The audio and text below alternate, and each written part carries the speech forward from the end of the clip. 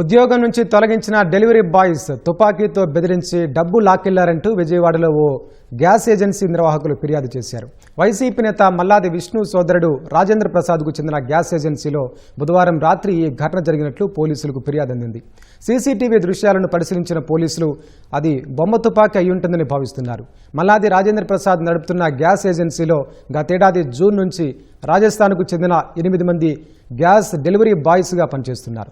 వాళ్ళు మాట్లాడే హిందీ అర్థం కావడం లేదంటూ కస్టమర్ల నుంచి ఫిర్యాదులు రావడంతో ఉద్యోగం నుంచి తీసేశామని నిర్వాహకులు చెబుతున్నారు. బుధవారం రాత్రి ఏజెన్సీకి వచ్చిన బజరంగ్, దినేష్, ధీరజ్ బకాయిలు చెల్లించమని అక్కడున్న మహిళా ఉద్యోగులను అడిగారు.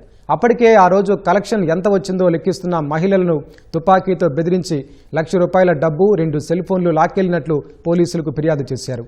నిందితులు రాజస్థాన్కు పారిపోయి ఉంటారనే అంచనాతో ప్రత్యేక బృందాన్ని అక్కడికి పంపనున్నట్లు పోలీసులు తెలిపారు.